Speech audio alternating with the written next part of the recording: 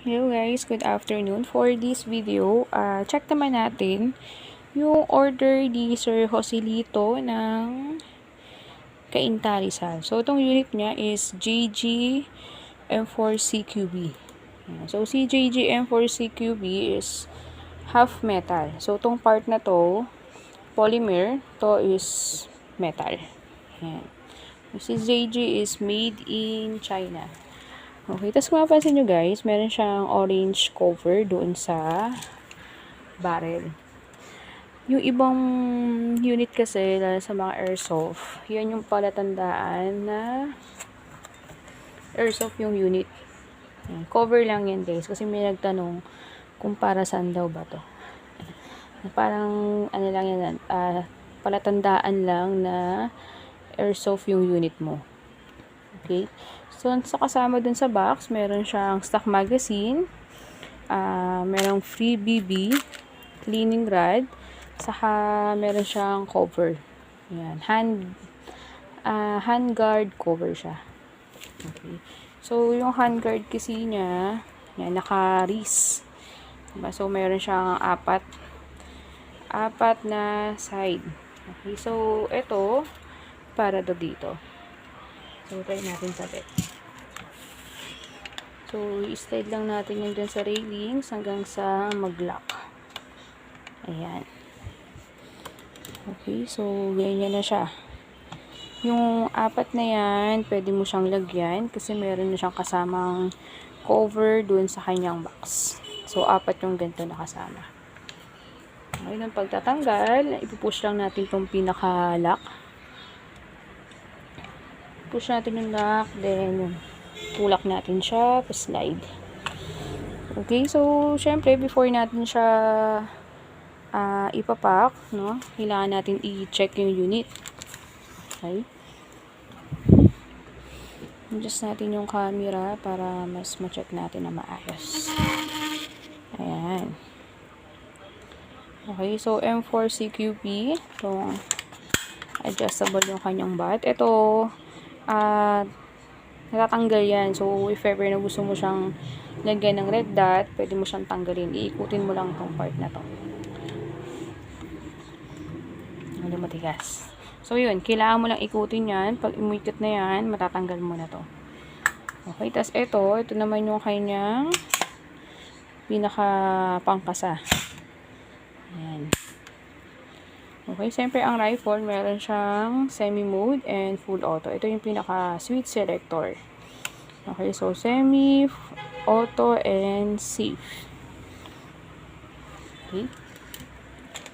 So, ngayon, load na tayo ng bala dun sa magazine para matest fire natin. Ito pala, kasama rin to dun sa box niya. Ito yung cleaning rod. So, pag gusto mong linisin yung barrel, ito yung gagamitin. Pwede mo siyang lagyan ng tela dito, tapos suot mo dyan. Ayan, para malinis lang yung barrel niya, or pwede mo rin siyang gamitin pang tanggal ng bara na BB. Okay, so yun lang naman. Yun, load tayo ng bala para matest natin yung unit. Pag maglo-load tayo ng BBs, magamit kami ng loader para mas mabilis. Tapos, ilalagay mo yung kamay mo dyan, pang alalay lang, no? Para hindi kumalat yung bala.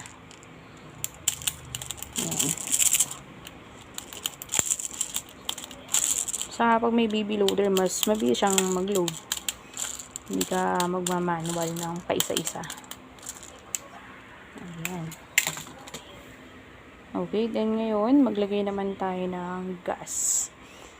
So, sa JG, yung paglalagay ng gas, nandoon sa gilid. Kasi may isang rifle na gas type din, nasa ilalim. Pero ang JG, nasa side. Okay, load tayo.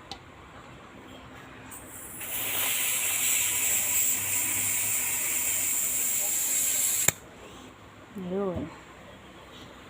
Okay. So, test natin yung unit. Try din natin i-check yung kanyang FPS.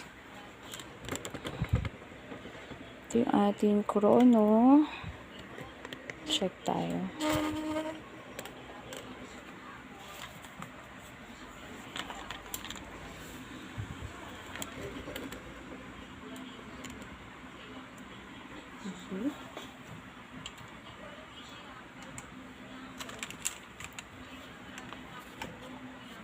Ayan. Syempre, tamang paghawak, always trigger finger out. Kahit na meron tayong safety switch selector, yung tamang paghawak pa rin yung ating ipapractice. Ayan. Ayan, diba? Ayan. Ayan, reload tayo ng magazine.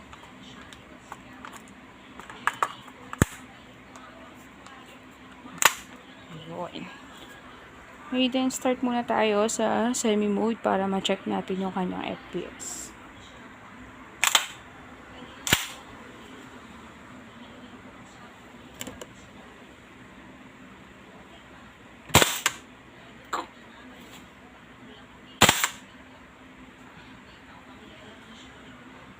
Kita ba yung FPS? So, yung FPS niya 401.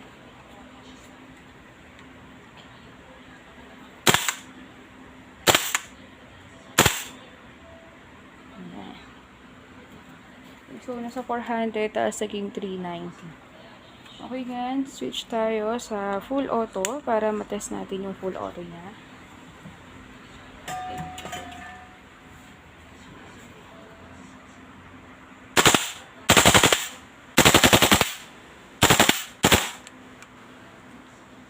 So, pag naubusan na siya ng bala, ayan, kung sa pistol para siyang nag-slide lock. Okay, so first, release natin yung magazine. Okay, then, pipress lang natin to para mag-close yan. Ayun. Then, trigger for hammer down. Ayan. So, okay itong unit ni Sir Joselito. Ayan, process na natin siya for pack para mapaship na natin.